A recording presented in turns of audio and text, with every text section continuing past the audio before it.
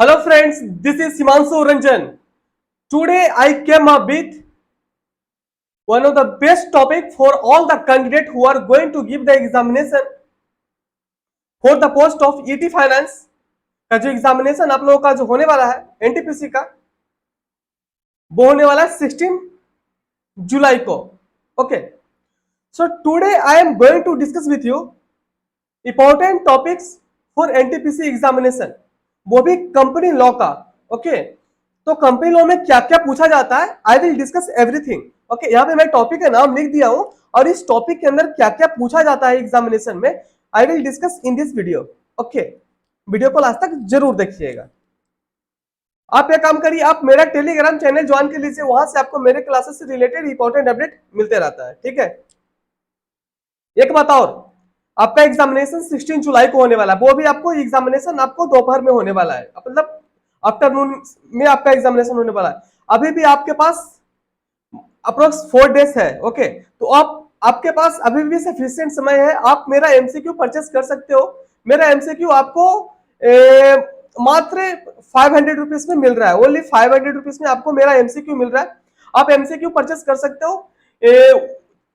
कैसे परचेस करना है, आप अगर आपको पूछना है तो आप टेलीग्राम में भी पूछ सकते हो, नहीं तो फिर इस वीडियो के डिस्क्रिप्शन बॉक्स में दिया हुआ है कि आप परचेस कैसे कर सकते हो. Everything are mention in the description box of this video. आप डिस्क्रिप्शन बॉक्स चेक करिए, वहां पे आपको दिया हुआ है कि आप एमसीक्यू कैसे परचेस कर सकते हो. ठीक है, बहुत सारे ऑप्शंस है परचेस करने का, मतलब पेमेंट करने का.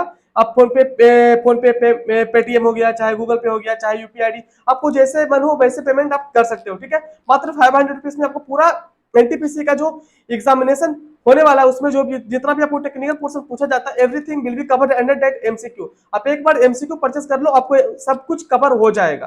ठीक है, बाकी यूट्यूब पे तो मैं बताता ही हूँ कि क्या क्या इंपॉर्टेंट है, बट अगर अंदर का कंटेंट एमसीक्यू पढ़ना है तो आप वो परचेस करो, उसमें आपको एवरीथिंग विल बी कवर्ड है.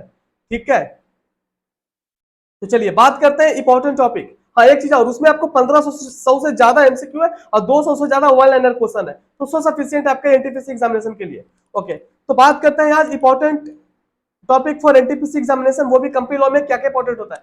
देखिए, कंपनी लॉ में इंपॉर्टेंट होता है प्रोस्पेक्टस. प्रोस्पेक्टस बहुत ही ज्यादा इंपॉर्टेंट होता है.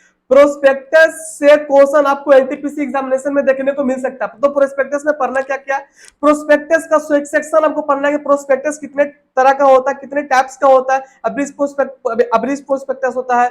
सो इसके मतलब प्रोस्पेक्टस का जितना भी जो टाइप्स होता है वो आप अच्छा से गो थ्रू करिएगा, और हर एक टाइप्स का जो सेक्शन नंबर है वो सेक्शन नंबर भी पूछता है. ठीक है, प्रोस्पेक्टस का सेक्शन नंबर भी पूछता है.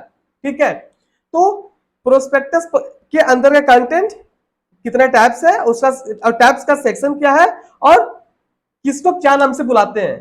ठीक है, वो अभी आप पढ़ लीजिएगा, जैसे इंफॉर्मेशन मेमोरेंडम को और क्या बोलते हैं.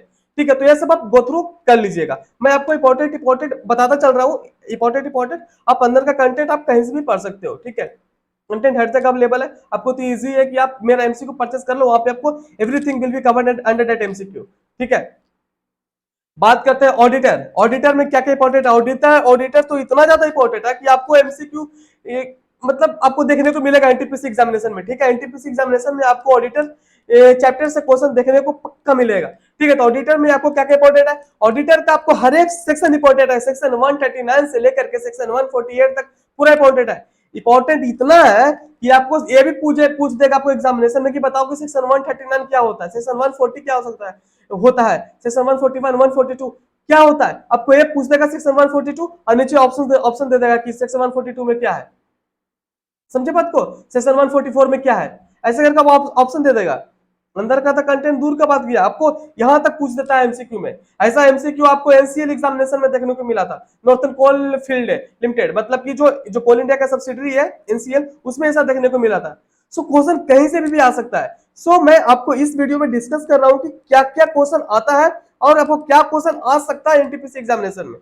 ठीक है, तो आपको ये पढ़ लेना. और सेक्शन 139 तो बहुत ही ज्यादा इंपॉर्टेंट है. सेक्शन 139 के अंदर बात किया जाए तो आपको जो ऑडिटर का जो अपॉइंटमेंट से रिलेटेड है, आप एवरीथिंग कवर कर लो कि जो नॉर्मली ऑडिटर अपॉइंट होता है, मतलब नॉर्मल मतलब कि नॉन गवर्नमेंट कंपनी में किस तरह से अपॉइंटमेंट होता है, क्या उस कितने नंबर ऑफ डेज के अंदर अपॉइंटमेंट करना चाहिए, गवर्नमेंट कंपनी में कितना करना चाहिए. सो आप ये इसको अच्छा से गो थ्रू करो, क्योंकि कुछ ही दिन पहले रेलटेल का एग्जामिनेशन हुआ, तो उसमें आपको इस तरह का क्वेश्चन देखने को मिला था। तो आपको ये एनटीपीसी में भी देखने को मिल सकता है, तो आप बेटर प्रिपरेशन इसको करो, ठीक है। अब बात करें, देखिए सेक्शन 139 से लेकर के 148, तो अगर बात किया जाए एनटीपीसी एग्जामिनेशन के लिए, तो आप लोग के लिए तो कोस्ट ऑडिट बहुत ही ज्यादा इंपॉर्टेंट है। कोस्ट ऑडिट आप लोग के लिए बहुत बहुत बहुत बहुत ही ज्यादा इंपॉर्टेंट है। कोस्ट ऑडिट के लिए तो इन लोगों ने स्पेसिफिकली लिख दिया सिलेबस में कि कोस्ट ऑडिट, अगर इन लोग कोस्ट ऑडिट लिख दिया तो समझ लो क्या क्या पूछ सकता है। तो कोस्ट ऑडिट के लिए मैंने तो स्पेशली मोर देन 200 एमसीक्यू आप लोग के लिए अवेलेबल है, ठीक है। पोस्ट ऑडिट के लिए मोर देन 200 एमसीक्यू, आप मेरे एमसीक्यू परचेस करो, आपको सब कुछ कवर हो जाएगा।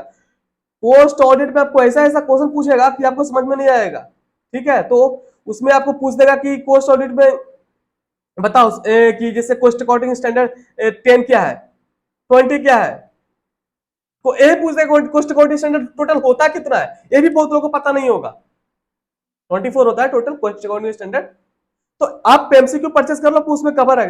पोस्ट सीआरए फॉर्म होता है वो सब पढ़ लो, आपको पोस्ट ऑडिटिंग स्टैंडर्ड होता है वो सब पढ़ो आप। सो बहुत कुछ है, आप एक बार एमसीक्यू परचेस करो, उसमें आपको सब कुछ कवरेज है। पोस्ट ऑडिट से क्वेश्चन आपको एनटीपीसी एग्जामिनेशन में पक्का देखने को मिलेगा, क्योंकि इन लोग सिलेबस में स्पेसिफिकली मेंशन करके रखे हैं कि पोस्ट ऑडिट पूछेंगे, समझे बात। तो ये ऑडिटर में ये सब इंपॉर्टेंट होने वाला है। अब डायरेक्टर का बात करें, जो कि कंपनी लॉ में इंपॉर्टेंट है। डायरेक्टर का बात किया जाए तो यहाँ पे आपको डायरेक्टर जो स्टार्ट होता है कंपनी लॉ में, वो स्टार्ट होता है सेक्शन 149 से लेकर के, ठीक है। सेक्शन 149 के बाद सेक्शन 204 तक वो कंपनी लॉ में होता है, जिससे 204 जैसे सेक्रेटरियल ऑडिट के अंदर आता है, ठीक है। पर माना जाता है कि डायरेक्टर का पोर्सन है, ठीक है, समझे बात को। पर डायरेक्टर का पोर्सन मतलब मिला जुला के आप रखो तो ऑडिट कमेटी सेक्शन 177 तक ही है, मतलब ऐसे मीटिंग ऑफ द बोर्ड नहीं, मतलब सेक्शन 204 तक आप मान सकते हो, ठीक है, क्योंकि वहां तक बहुत सारा प्रोविजंस होते हैं जो कि डायरेक्टर से रिलेटेड होता है, समझे। क्योंकि डायरेक्टर का मीटिंग वगैरह होता है वो सेक्शन 190 से पार जाकर के फिर इन लोग का होता है। सो ये सब, हाँ, तो इंपॉर्टेंट क्या है ये सब में, डायरेक्टर में इंपॉर्टेंट है आपका सेक्शन 149 में जो भी इंडिपेंडेंट डायरेक्टर से रिलेटेड जो प्रोविजन है वो गो थ्रू करो, ठीक है, वो इंपॉर्टेंट है। और उसके बाद एक स्मॉल शेयर होल्डर डायरेक्टर से रिलेटेड एक टॉपिक होता है कंपनी लॉ में, वो उसको आप गो थ्रू करो, ठीक है, वो इंपॉर्टेंट हो गया। उसके बाद आपसे एग्जामिनेशन में पूछ सकता है कि डिस्क्वालिफिकेशन ऑफ डायरेक्टर और वैकेशन ऑफ डायरेक्टर, उससे रिलेटेड आपको एक हेड मतलब एक क्वेश्चन दे देगा, पूछ देगा अंडर कंटेंट की इसमें से कौन क्या है। तो ये दोनों जो सेक्शन है, डिस्क्वालिफिकेशन ऑफ डायरेक्टर और vacation of director, section 164 and section 167, ठीक है। तो ये दोनों सेक्शंस आप अच्छे से गो थ्रू कर लीजिए। एंड 169 तो रिमूवल होता है डायरेक्टर का, ठीक है। तो ये सब आप गो थ्रू करिए। और मेन ये जो होता है ना इसका डायरेक्टर का मीटिंग से तो क्वेश्चन आप लोगों को देखने को मिलेगा। मीटिंग जो डायरेक्टर लोग का जो मीटिंग होता है ना, उससे आपको क्वेश्चन देखने को मिलेगा। तो जो मीटिंग वाला जो चैप्टर है डायरेक्टर का, वो आप उसको अच्छा से गो थ्रू जरूर करके जाइए, ठीक है। इससे आपको एग्जामिनेशन में क्वेश्चन देखने को बहुत ज्यादा चांसेस है कि मिल सकता है, ठीक है।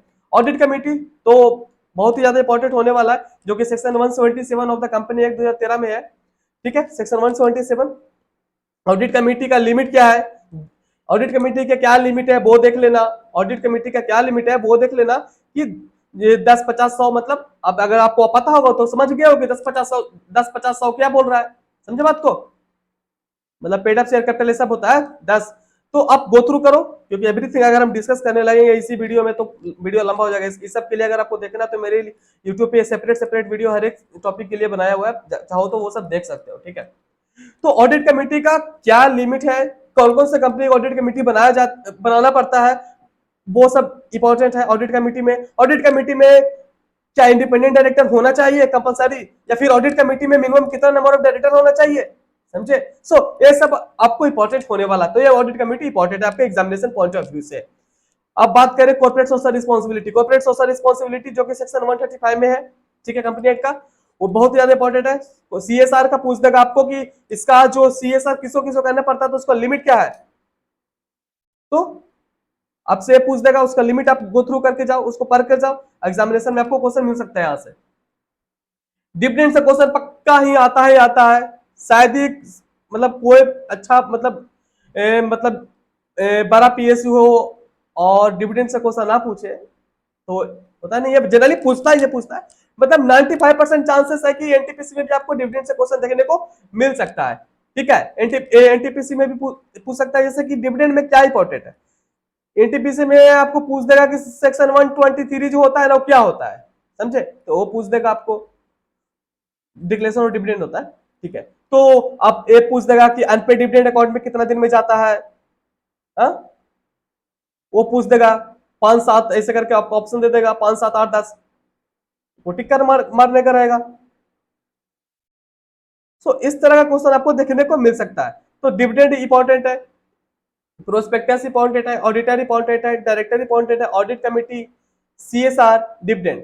सो अगर आपको बेहतर प्रिपरेशन करना है तो आप मेरा एमसीक्यू परचेस कर सकते हो, उसमें एवरीथिंग कवरेज है। ठीक है, अभी भी आपके पास 3 4 दिन है, वो एमसीक्यू आप इजीली 2 दिन में कवर अप कर लो, एक दिन में 600 700 एमसीक्यू आराम से देख लोगे। अरे आप क्वालिफाइड हो, आप लोगों के लिए क्या है, एक बार गो थ्रू करोगे, देख लोगे हाँ इसका आंसर ये होता है, इसका आंसर ये होता है। दिमाग एमसीक्यू क्या होता है ना कि अगर एक बार आप देख लिए ना कि हाँ इसका आंसर ये होता है, इसका आंसर ये होता है, आपको बस एग्जामिनेशन में बस क्लिक करेगा हाँ इसका तो आंसर ये लिखा हुआ था, इसका आंसर मतलब इसका आंसर ये था, इसका आंसर ये था, तो इजीली टिक कर सकते हो। तो 2 दिन भी सफिशियंट होता है प्रिपरेशन करने के लिए। आपके पास कुछ रेडीमेड बना कर रखा हुआ है कि ये ऐसा एमसीक्यू आता है, ये एमसीक्यू पढ़ लो, ऐसा ही एमसीक्यू आता है, तो क्या है, तो 2 दिन में आप इजिली इसको गो थ्रू कर सकते हो। आप चाहोगे तो इजिली कर सकते हो, क्योंकि आप लोग सभी लोग क्वालिफाइड हो, तो आप लोग के लिए बहुत ही इजी है ये सब प्रिपरेशन करना। आप और आपको ये जो एमसीक्यू मिल रहा है वो मात्र 500 रुपीज में मिल रहा है। आप चाहो तो परचेस कर सकते हो, इस वीडियो को डिस्क्रिप्शन में दिया हुआ है कि आप कैसे परचेस कर सकते हो। अगर आपको कुछ प्रॉब्लम हो रहा है कि कैसे आप परचेस कर सकते हो, तो आप मेरा टेलीग्राम ज्वाइन कर लीजिए, वहां पे आपको मैं हेल्प करूंगा कि आप कैसे परचेस कर सकते हो। ठीक है, आप वहां पे पूछिए कि कैसे पेमेंट करना है, कैसे आपको मिलेगा। हम लोग का टीम आप लोग का हेल्प के लिए हमेशा अवेलेबल रहता है। ठीक है, तो वीडियो यहीं तक रखते हैं। वीडियो अच्छा लगा तो वीडियो को लाइक करिएगा, जितना हो सकता है वीडियो को शेयर करिए। ये वीडियो हर एक कैंडिडेट के पास पहुंचना चाहिए जो भी एनटीपीसी का एग्जामिनेशन देने वाला है। Okay, so thank you.